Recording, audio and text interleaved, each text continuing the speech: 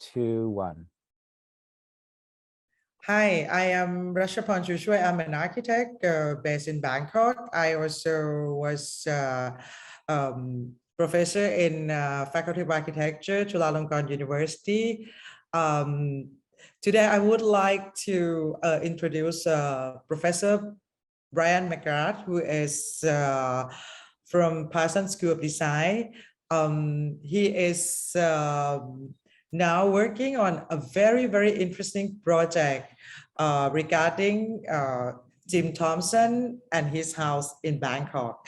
And his perspective about the house and Jim Thompson as a person, also his career, could lead us to many very interesting topics that so far in the study of Jim Thompson and perhaps modern Thai history we have never touched yet. So welcome, Brian.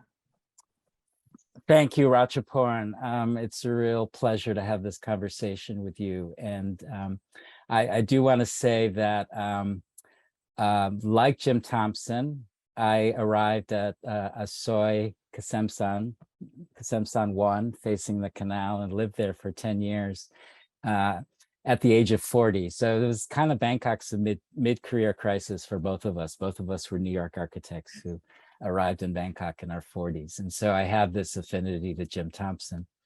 But I refused to be an expat because I was embraced by, your faculty at Chulalongkorn University, which was my home for those 10 years and continues to be a place I teach and love to visit. But I also want to thank you for inviting me to a dinner at Jim Thompson's house, because when I went as a tourist, as a visitor, I didn't want to go because I wasn't interested in expat lives. But when a friend would come to visit Bangkok, I would, of course, take them. And it's like a dark teak house filled with all this junk. And so I wasn't particularly interested in it. So, but you brought me to see the house as it was lived in when you invited me to a dinner at the house. And I got drunk. And you all drunk by then. Yeah, and I told you, I think I said, this is a Roman logia. And you were like, what? You're crazy, Brian, but that sounds interesting. Tell me more. Yeah. And that was actually when I turned 60. So I think it was about the time that Jim Thompson disappeared, and so Christina Moon, who's at the New School with me, said it was probably his ghost that was speaking to us all that night. She felt his presence. And so I'm in some ways speaking through, I'm a medium here for Jim Thompson.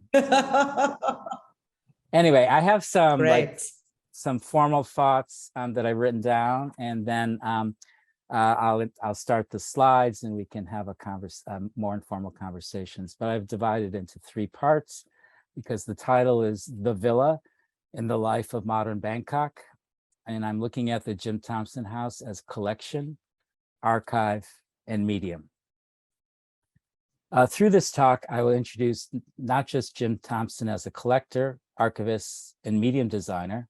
This modern villa not only houses a collection of art and craft objects, but itself a collection of structural fragments of Ruen Thai, an assemblage of traditional Thai houses.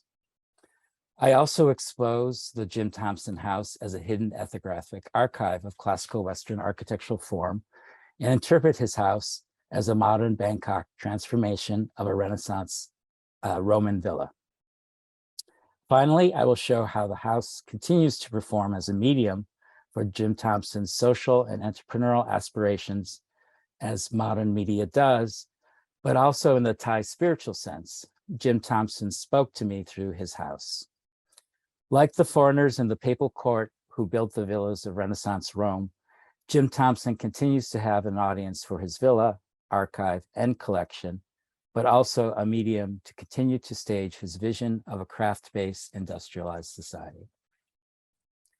First, I will start with an interpretation of Jim Thompson House as a collection, archive, and medium that contributes to an ongoing project of decolonizing the history and theory of modern architecture and urbanism, a project of great interest to your generation, Ratchaporn, that began teaching and practicing architecture in the moment of Bangkok's 21st century Renaissance.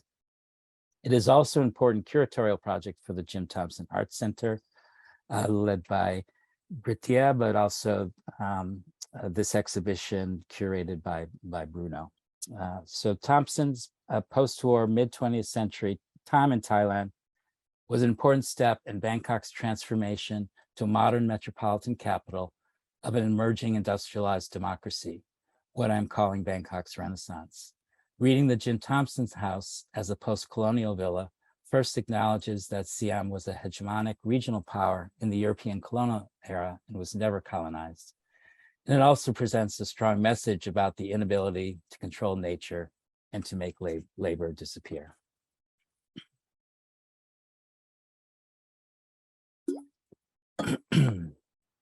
So I'm going to start the slideshow now.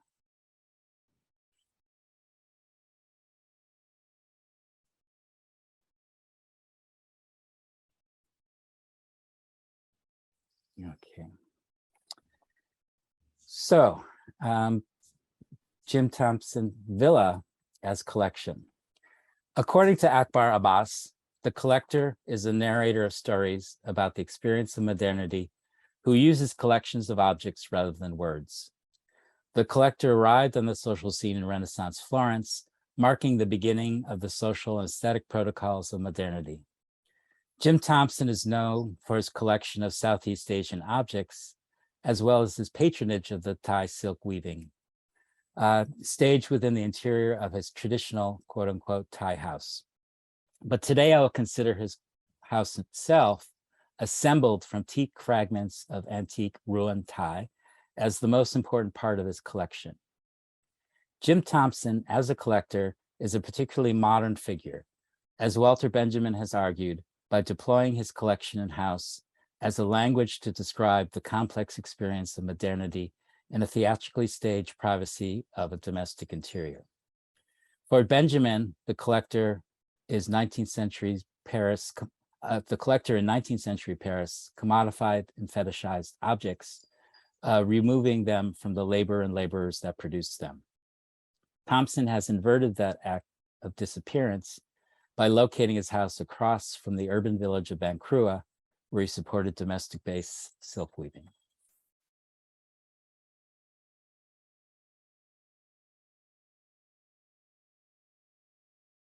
So Ratchaporn, I wanted to engage you in conversation about the history of architecture. And so I went back to Rudolf Wittkover and Colin Rowe. So when I was in school, and you see Architecture in the Age of Humanism was published in 1949, Mathematics of the Ideal, 47, but republished in a book form the time I was a student. And so through Colin Rowe and this formalist approach where Wittkover says the Palladian villa is if you look, if you collect them all, and Palladio invites us to see his villas as a collection because he published plans and elevations of them in his 5 books of architecture. And so everybody in England and Thomas Jefferson had copies of this book. So that's how he disseminated his ideas for people who couldn't go to the Veneto outside Venice. So Wittkover sort of collected, you know, the sort of central pavilions of all those villas and found this secret compositional formula. And then Colin Rowe, who is Wittkover's student, has this brilliant take that, well, you know, Le Corbusier was a Beaux-Arts trained architect, and he was following the same kind of harmonic proportional rules. And you can see it's a bilateral symmetry of A, B, A, B, A rhythms with a central hall and 2 side wings. And then, of course, if you look at Korb's first 2 of his 5 points to new architecture, it's the free plan, the pilotis, the house raised above the ground. versus the masonry foundation and cellar. And then, of course, the roof garden and versus the house of walls and the free facade. And so I kind of wanted to put the Jim Thompson Museum house, the Jim Thompson House, the credit of the image is Jim Thompson Museum, in relationship, and you can see the Beaux-Arts symmetry of the Jim Thompson House, the two side wings and the pavilion. On the ground floor of Villa Savoy by Le Corbusier, you have the place where the car turns around versus the entry pavilion on the ground floor, and then the living area on the what's the French called the piano nobile, or the Italians call the piano nobile. And then this is Villa Farnesina from my professor David Coffin, and it's the loggia, which is the centerpiece, the open arcaded loggia that's carved into this masonry building and is the stage for all the performances that the builders of the villa do, and facing a garden. And then I also wanted to put in the context of our friend Pialata's wonderful hermeneutic and phenomenological analysis of the traditional Thai house, Sub Kwan Pavilion, or a royal built by Rama VI, and she describes the essence of the town of this, which is quite different than the formalist approach of Vitkover and Rowe, and gets more to the essence of the Thai house rather than its geometry and form, and what the house does as opposed to its form and meaning. So Jim Thompson House as a collection, we can see from Bruno's wonderful exhibition, there's evidence of how he collected the pieces of his house.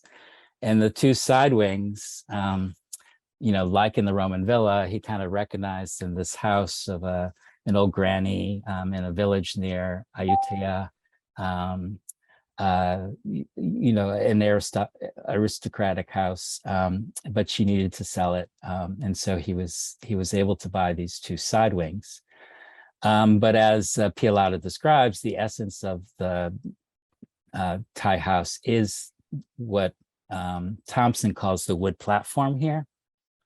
And then this amazing thing you can see in the section is this garden. So there is a masonry piece with earth in it that it's labeled garden in the plan and hatched in as poche in the section. And so under and you guys translate the chan of the Thai house as terrace, but I would say the rules of language, the terrace means earth, terra. And so it's not a terrace, it's a deck. And that's it's a deck. Okay, you should call it deck. You should call it deck. He calls it a wood platform, but deck is nice because it has the nautical connotation, like a boat deck. The deck of a boat is where we get the wood, the English word, the wooden deck. Wooden kind of floor. And so so I'm going to call it a deck, and the Thai house has an afterlife. The traditional Thai house has an afterlife in backyards of every suburban house in America, because every suburban house in America has a wooden deck behind it that the owners add to their kind of terrible houses. And so from Ruen Thai, I show Ruen Thai's drawings. The scholar of he's the Whitcover of traditional Thai houses, Ruen Thai.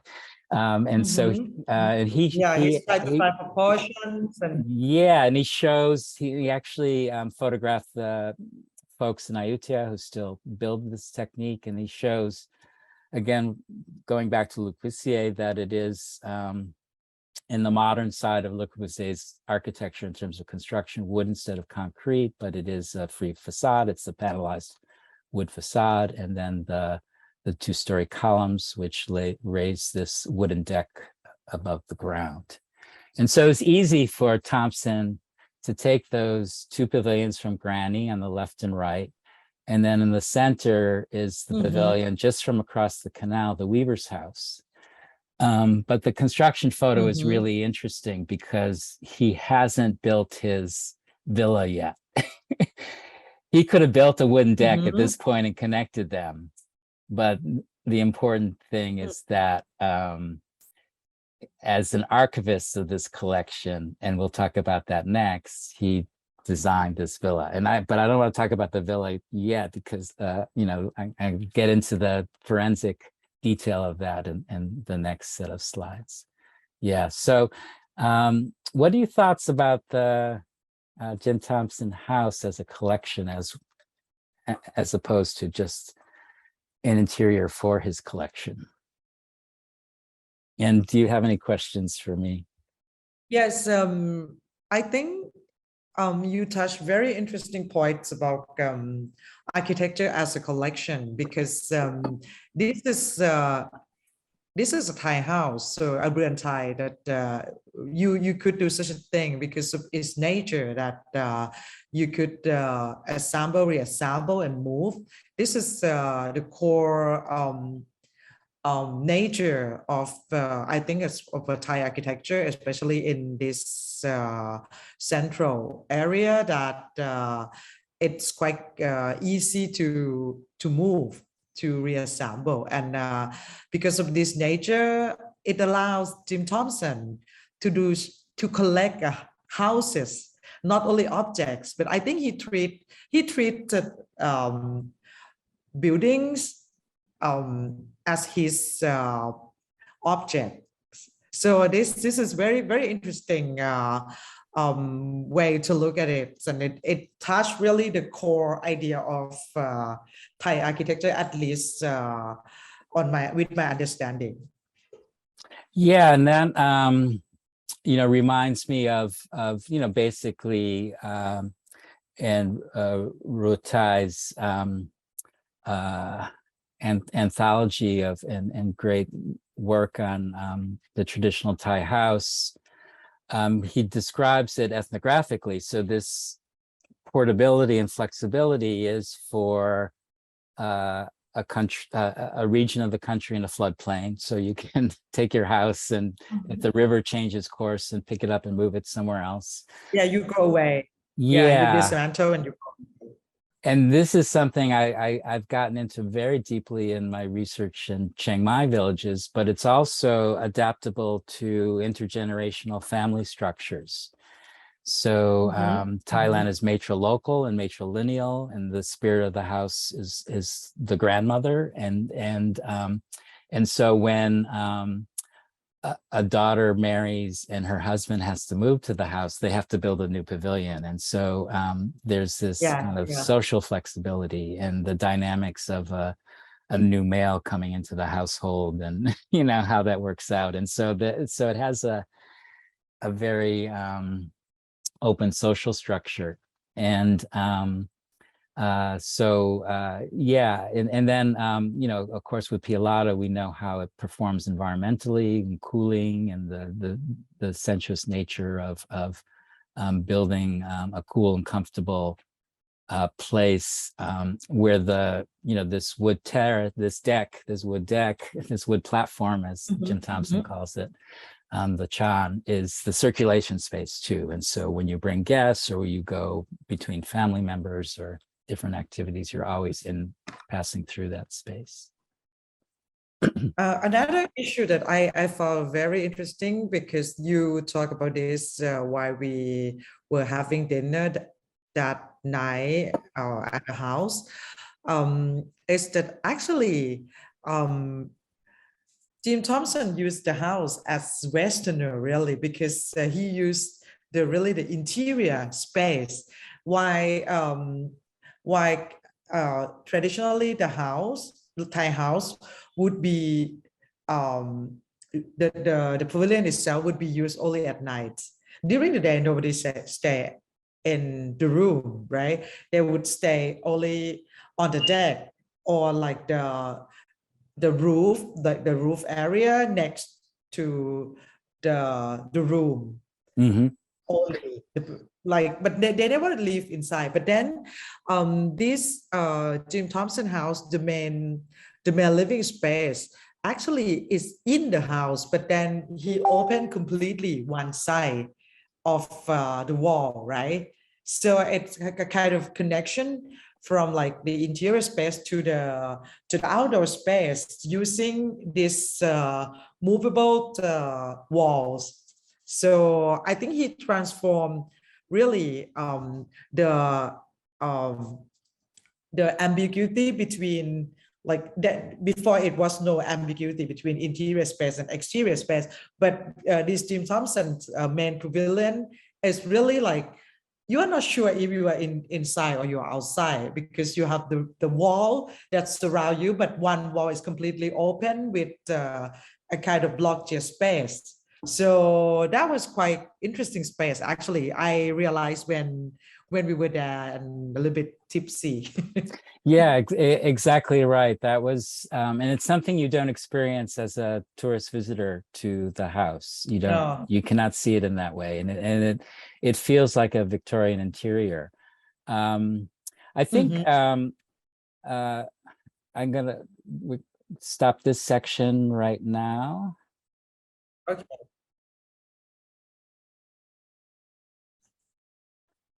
Okay. Thank you so much for those comments.